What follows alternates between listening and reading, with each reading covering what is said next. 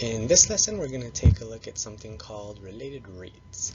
These particular problems most calculus students don't enjoy so much because they are the dreaded word problems, but we'll see if we can make our way through these problems. Okay, this slide will kind of serve as a reference, a guideline of sorts for attempting these related rate problems. With these word problems, unfortunately, there's no exact way to do them all the time, every time, so that they'll always work out. It's going to take some critical thinking and, of course, some math abilities to try to make your way through these problems. So hopefully some of these tips and guidelines will help you out as you try these related rate problems. So this first piece of advice is kind of a general piece of advice for most word problems. We should write down all the known information and identify what we're looking for. And if the problem lends itself to it, make a sketch. The second guideline that I'm going to give you guys is, I think, the most important. I'm going to put a star right here because I think it's the part that trips up most calculus students when you're trying to set up these problems. The second guideline is that we need to label all the given rates and rates to be found as a d blank dt. So what does that mean? Well, in these problems, we're going to be looking at real-world kind of problems in a manner of speaking, and things are going to be changing. For example, volume or area. If we have a volume that's changing, we would want to write that as a dv dt. If we have an area that's changing, we would want to write that as a dA dt. So that's usually the challenge to start off these problems, is taking all the information they give you and labeling the rates as a d blank dt. Next, we're going to want to write an equation that shows a relationship between the variables. Maybe we're dealing with area and radius. Maybe we're dealing with volume and height, whatever the case might be. The next thing we're going to do is apply what we learned in 2.5. We're going to take a derivative, but we're going to have to do that implicitly. The reason we're going to have to do that implicitly is because we're taking the derivative with respect to time. And since none of these equations will have a t in them, we have to use the chain rule with that implicit differentiation process. The fifth step and the last step is to take all the known values for the variables and rates of change and plug them in. But the key here is we only do that after taking the derivative of our equation in step 3. The common error is to substitute the numbers that you know too early in the problem. We should only do the plugging in of the numbers that we know after we take the derivative. One new thing that these problems are going to bring up, and we're going to follow this rule for the rest of this course. We're going to have to start following the AP exam rounding rule. Anytime you're dealing with a problem where you're going to get a decimal as an answer, which would of course mean we're using our calculator, we have to follow the rule of rounding to 3 decimal places. But keep in mind, we don't want to round until that final answer. So for an example, if your calculator gave you the long answer of 76.3215894,365, we would write down the answer of 76.322. The 5 would round up the 1 to a 2. Another acceptable answer is to not round at all, and that would be called a truncated answer, where you just chop off your answer after 3 decimal places. Ultimately, with these related rate problems, the bad news, I suppose, about them is that the best way to do them is to do lots of practice problems. These related rate problems are pretty unique. No two are really alike. So your math skills and definitely your critical thinking skills will be put to the test. Okay, so let's attempt our first related rate problem. This problem I'm going to call the area problem. And you'll notice something right away. What I'm going to have you guys do every time you attempt one of these problems is to break it down into 3 important parts. The want, what you want, the know, what you know, and relate some sort of equation that's going to relate the variables together, which of course we'll end up taking the derivative of. So what's happening in this problem? Well, we have the radius of a circle, and it's increasing. It's increasing at a rate of 3 inches per second. We want to find the rate of change of area. Rate of change is an important word here, of the circle when the radius is 3. Okay, so that's what we want. We want to find the rate of change of area. When we see the words rate of change, we're thinking hopefully of a derivative. So we need to write that as a d blank dt. The area of this circle is changing with time. So we want to find dA dt when the radius is 3 feet. So we have a circle that's growing and growing and growing, and we want to pause the growth of that circle right when the radius is 3 feet. And I want to know how fast is the area changing with respect to time at that point. So what do we know? Well, in the first sentence, we know the radius of the circle is increasing at a rate, again, key word, at a rate of 3 inches per second. Again, that word rate is just another way of saying derivative. So since the radius of the circle is increasing, we can write that as dr dt. And that's equal to 3 inches per second. Okay, so we know what we want. We have some information that was given to us, dr dt, the change of the radius is 3 inches per second. Now we need to find a relation, an equation, to kind of tie these things together. And since we're dealing with a circle and its area, I think a logical equation that's going to tie together area and radius is the equation for the area of a circle, a equals pi r squared. And since that's our relation, that's our equation, we're going to take the derivative of that implicitly with respect to time. So just like you saw in 2.5, which in that section was d dx, now we're taking the derivative with respect to time. So we're going to have to take the derivative of the left side and take the derivative of the right side.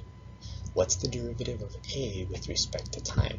Well, the derivative of y with respect to x, if you recall, is dy dt. So by analogy, I suppose, the derivative of a with respect to time would be dA dt. What about the derivative of pi r squared? Well, again, it gets hard for your mind to kind of adjust what it's so used to seeing, and that's x's. It's perfectly acceptable to take the derivative of r. So let's take the derivative of pi r squared. Pi is just a number. It's a long decimal number that never ends, but it's just a number. So we can leave that pi in the front. We're going to bring down the power of 2, so it'll be 2 times pi, and then we're going to take the r and reduce its power by 1. So that would be the first power. But here's where you can get into trouble with these problems. You can't forget that we just took the derivative with respect to time. And we did that to an r term. Just like 2.5, every time we took the derivative of a y term with respect to x, we threw in a dy dx. In this case, same concept applies. Since we took the derivative of an r term with respect to time, we have to throw in a dr dt. After that, we're ready to go.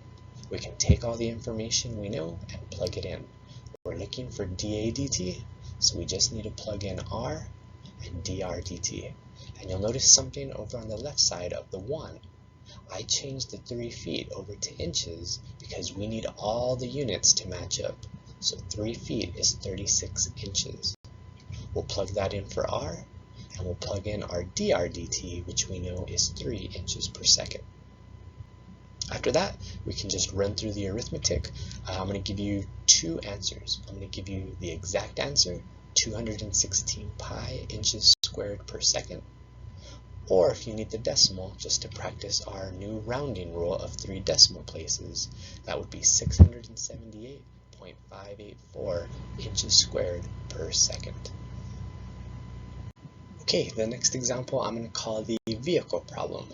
In these kinds of problems, sometimes it's trucks, trains, or some other mode of transportation. So in this particular example, we have a truck A traveling east at 60 miles per hour. We have another truck B traveling north at 45 miles per hour. I want to know how fast is the distance between the trucks changing 6 minutes after they leave. Okay, so unlike the last example where it was just a circle growing and growing and growing, we didn't really need a picture for that. I think this problem we should draw a picture. Truck B is going north, truck A is going east, and we can kind of draw our geometric picture here of a right triangle.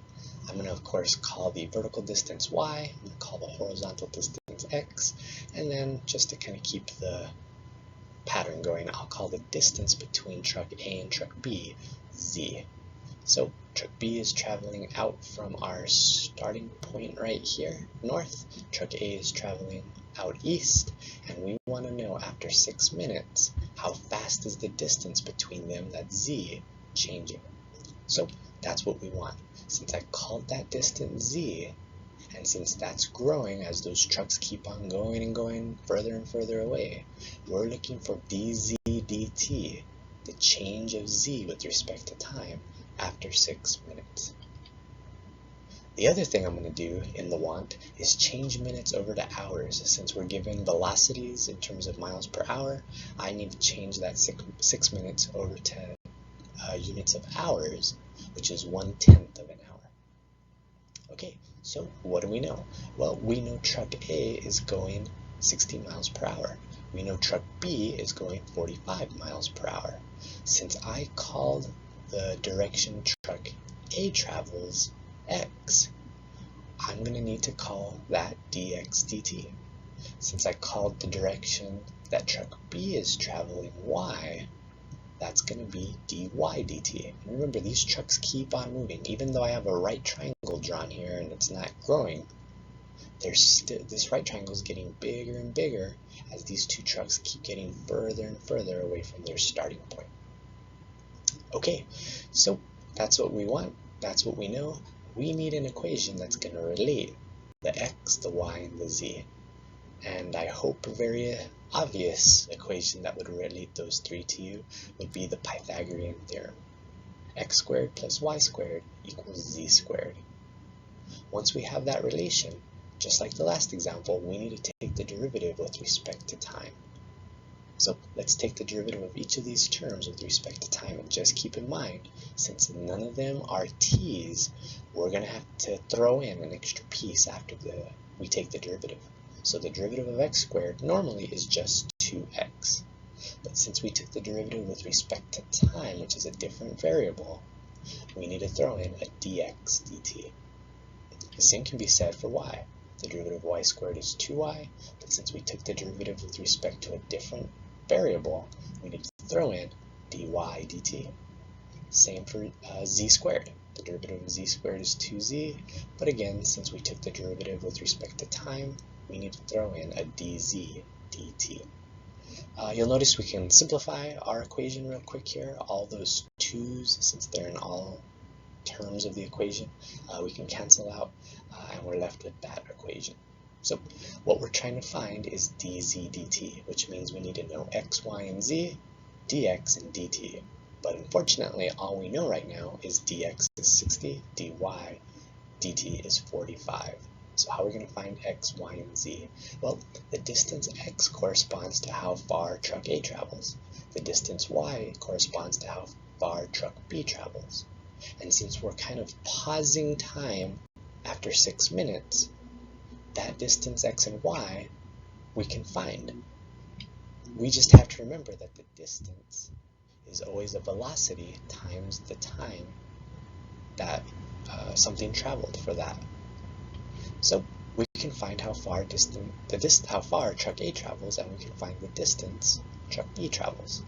We just need to take the speed, the velocity, and multiply it by time. So truck A is traveling 60 miles an hour for 6 minutes, which is 1/10 of an hour.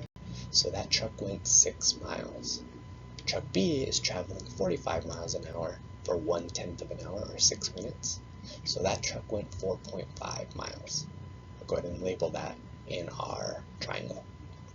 So what's Z? We still need to know what Z is. Well, since again we've kind of paused time and this triangle is frozen right now like you see it, we can use the Pythagorean theorem to find Z. If we use the Pythagorean theorem, just put that here, just to note that I use the Pythagorean theorem here to find Z, you'll get 7.5. Okay, now we have everything that we need to know. We know x, we know y, we know z, we know dx dt, and we know dy dt. So we take those numbers and plug them in, we're ready to do the arithmetic. On the left side of the equation, you get 562.5, and to solve for dz dt, we need to divide by 7.5. If you type that in a calculator and evaluate that, you'll find that dz dt is exactly 75 miles per hour. That is, that's how fast the distance between the two trucks is changing after 6 minutes.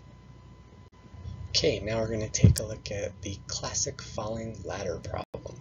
So we have the base of a 13-foot long ladder being pulled away from a house that it's leaning on at a rate of 6 feet per second.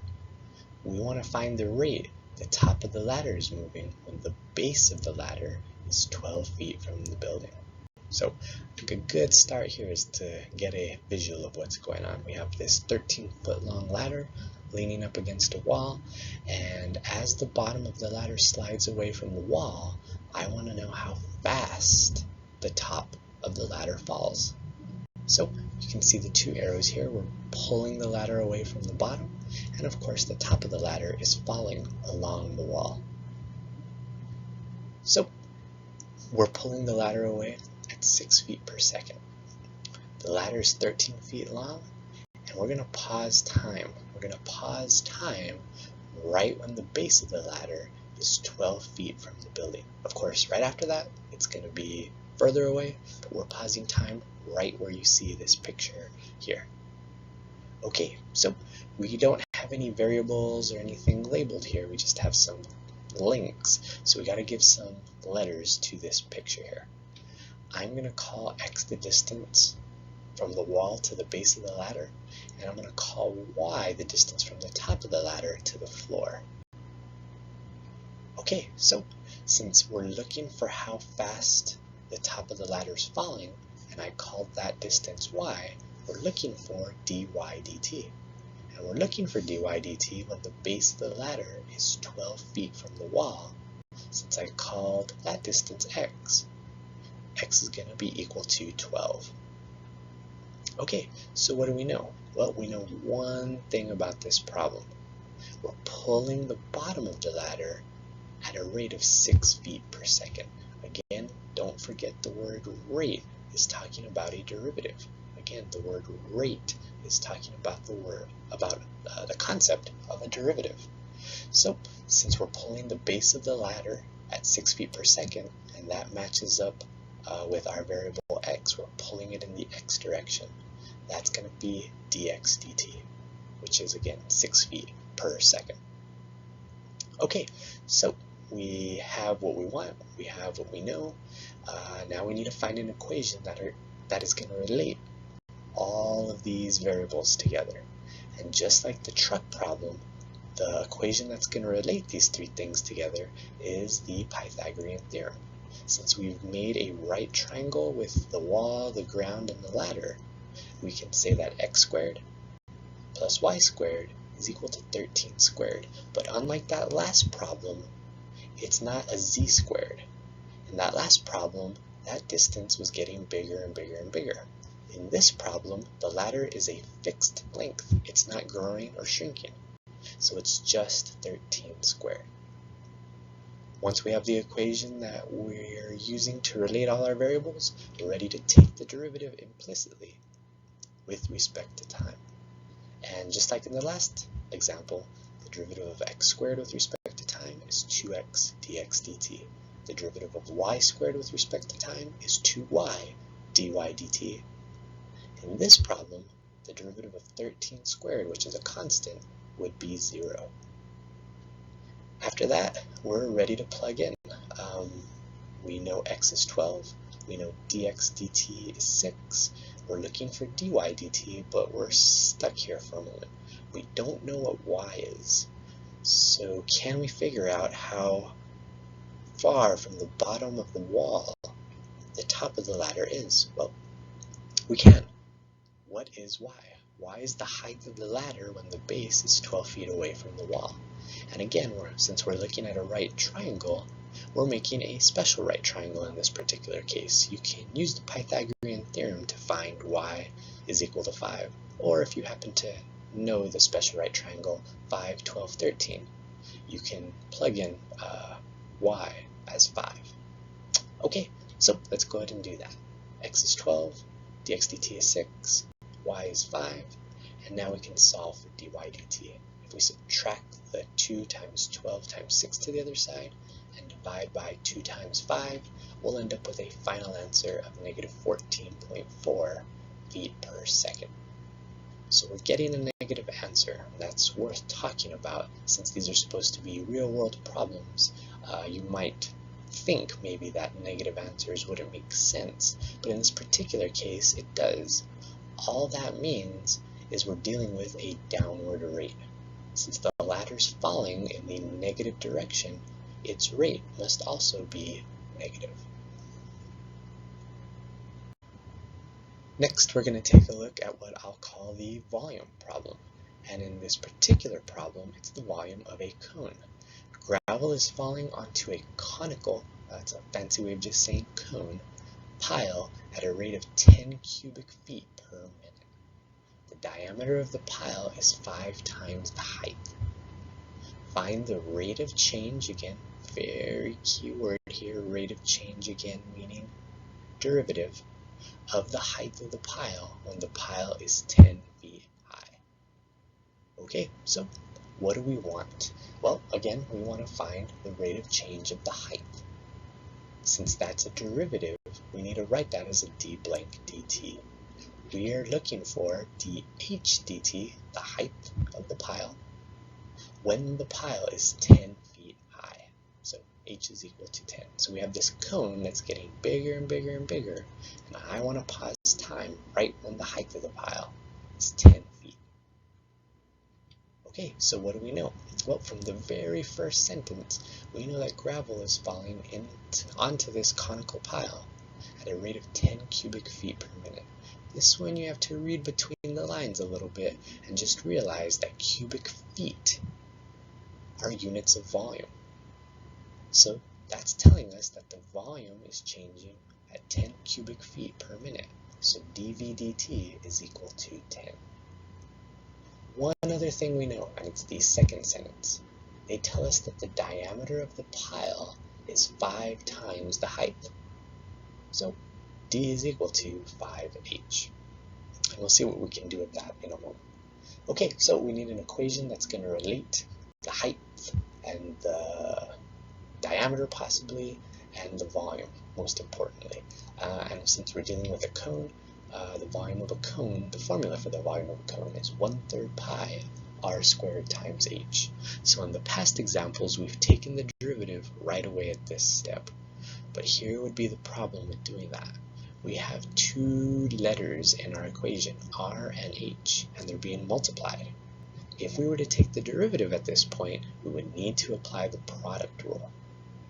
So we can avoid having to do that. Back in that second sentence, they gave us some information that kind of will help us replace either the r or the h so that we just have one letter in our equation. So that's what we're going to do. We're going to come back over to this d equals 5h and change it up so we can do some substitution. We know that the diameter is equal to 2 radii. So we can write that as 2r. I'm going to go ahead and solve for r. The reason I'm going to solve for r is if you look back at the want, we're trying to find dh dt. So the only letter we want in our equation is h. We don't want r's in there, that's going to mess us up. So all we want is h's in our equation. So I'm going to solve the equation for r over here and plug that in for h. Plug that in for r. 1/3 pi, and now we're going to take 5h over 2 and square that. If you square the top and square the bottom and simplify your expression here, we'll end up with 25 over 12 pi h cubed. Now that we have one letter in our equation, and it's the h, which is the most important letter for this problem, we can take the derivative with respect to time implicitly. Okay, so what is the derivative with respect to time of v? Well, that's dv dt. Again, don't let all this new kind of equations mess with you in terms of taking the derivative. 25 over 12 pi is just a number. So we're going to leave that number in the front and bring down the power of 3. If you take 3 and multiply it by 25 over 12, you'll end up with 25 over 4. We still have our pi there, and then we're going to reduce the power by 1. But be careful, we just took the derivative of an h term with respect to time, so we need to throw in a dh dt. With that, we're ready to plug in what we know. We know dv dt is equal to 10. We know the height is equal to 10. We're pausing time right when the height is equal to 10. And we want to find dh dt. If you do the arithmetic on the right side, you'll get 625 pi. And if you want to write down an exact answer, when you divide by 625 pi, you'll end up with 2 over 125 pi feet per minute. Again, I'm going to give you the decimal answer just to practice writing those 3 decimal places that the AP test requires, but either answer is acceptable. Okay, this next problem I'm going to call the angle of elevation problem. We have a fish that's being reeled in at a rate of 1 foot per second from a point 10 feet above the water. At what rate is the angle between the line and the water changing when there's a total of 25 feet of the line out? And you can see this picture already has everything that we need to know. This fisherman has his pole 10 feet above the water. We have an angle that's made by the line and the water, and this line is 25 feet long. He's pulling in the fish. And what do we want? Well, we want to know the rate that the angle between the line and the water is changing. As he keeps pulling that fish in, this theta, this angle, is going to be getting bigger or smaller. So since we use the letter theta to give us that angle, we're looking for d theta dt at the very instant that line is 25 feet. What do we know? Well, we know that the fish is being reeled in at a rate of 1 foot per second. We called the distance of the line x. But here's where you have to be careful, and it's an easy mistake to make. Since the length of the line is getting shorter and shorter, he's pulling that fish in, he's reeling it in, the length of that line is getting shorter and shorter. In other words, it's decreasing. So since it's a decreasing rate, we have to make sure we put a negative. So a very easy thing to overlook, so just be careful. Okay, so we need to find an equation that will relate theta and x, our 2 variables. And the only equation that's going to help us relate those two is sine. Why sine? Well, if you look at theta, the 10 feet is the opposite side to that angle. The x is the hypotenuse, and of course that ratio corresponds to the sine function. Sine of theta is equal to the opposite over the hypotenuse, or 10 over x. Okay, so we need to take the derivative. How are we going to do that? Well, the first thing I'm going to do, because we need everything to always be derivative friendly, don't forget about that idea. We need a number, an x, and a power. Since we have x in the bottom of our fraction, I'm going to pull that to the top as a -1 power. And now I'm going to take the derivative of both sides with respect to time. So what is the derivative of sine theta with respect to time? Well, it's cosine theta, just like what you have memorized. But since we took the derivative of a theta with respect to time, we have to throw in d theta dt. How do we take the derivative of 10x to the negative 1? Well, we're just going to use the power rule. Bring down the power of negative 1 and reduce the power of x by 1. So that's negative 10x to the negative 2. But again, be very careful. We just took the derivative with respect to time, so that's going to be dx dt. Okay, we could actually start plugging in what we have already, but I'm going to go ahead and hold off on that and just make one change to the equation. Since we're trying to evaluate x to the negative 2, it's not as easy to do if we would just change that to a positive power. So I'm going to send that to the bottom of a fraction under the negative 10, just to make our arithmetic a little bit easier. Okay, so do we know theta? Well, unfortunately, no. Do we know d theta dt? No, we're looking for that. X is 25, so that's good, we know that. And we know dx dt is negative 1. So we need to find what the cosine of theta is. How are we going to do that? Well, keep in mind, cosine theta is the adjacent side over the hypotenuse. Well, we don't know the adjacent side, which is this length right here. But could we find that length? Well, yes, we could just use the Pythagorean theorem. We know our hypotenuse is 25. We know our opposite side is 10. So if you take and apply the Pythagorean theorem, you'll find that your adjacent side, put an A here, your adjacent side is the square root of 525. So what is cosine theta equal to? Well, that's equal to the square root of 525 over 25, which is your hypotenuse. Once you know what cosine theta is, now we can plug in everything to find d theta dt. Cosine theta we plugged in, x we plugged in, and dx dt we plugged in. Okay, so how do we proceed with this problem? Well, just a bunch of arithmetic. I'm running out of space in this slide, so I can't show the little steps here of doing the arithmetic. But ultimately, all we're going to do is take the fraction of 10 over 625, which is what you got on the right side, and multiply that by the reciprocal of the fraction on the left side. When you do all that, this one's a calculator kind of problem, we'll get 0.017. The units of our angles are not degrees, they're radians. So it's 0.017 radians per second. Okay, the last slide I'm going to call the shadow problem. We have a man 6 feet tall walking at a rate of 5 feet per second away from a light that is 15 feet above the ground. When he's 10 feet away from the base of the light, what is the rate? Again, that's a derivative. What is the rate? Oh, I'm sorry. What rate is the length of his shadow changing? Okay, so luckily we already have a picture here, but it's going to need some more labeling for us to start setting up this problem. So we're dealing with two distances along the floor. The distance from the light pole to the man, and then the distance of his shadow, or the length of his shadow.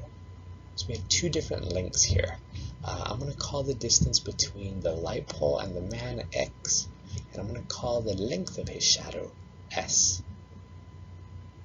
So where can we go from here? Well, since the length of his shadow is growing as he's walking away, or it's changing, I should say, as he's walking away from the light pole, that's going to be ds dt. He's also walking, of course, away from the light pole, so his distance x is also changing. So what do we want? Well, we're looking for ds dt. We're finding the rate the length of his shadow is changing, which is s. So ds dt when he's 10 feet away from the light pole. Again, that distance is x. So what do we know? Well, we know he's walking at a certain rate. He's walking at 5 feet per second away from the light pole. Since the distance from the light pole to him we called x, that's going to be dx dt. Okay, so we've gotten what we want, we've gotten what we know. The hard part about this problem is finding an equation that's going to relate the letters X and S. And it's a little bit hard to see if you don't quite know what you're looking for, but there was something you've studied in past math classes that we're going to use here. And you'll notice we have a big right triangle and we have a smaller right triangle. Both of those are similar right triangles, so we're going to use a proportion to solve this problem. When we're dealing with similar figures, we can use a proportion to find missing pieces that we might be looking for. So what proportion are we going to set up?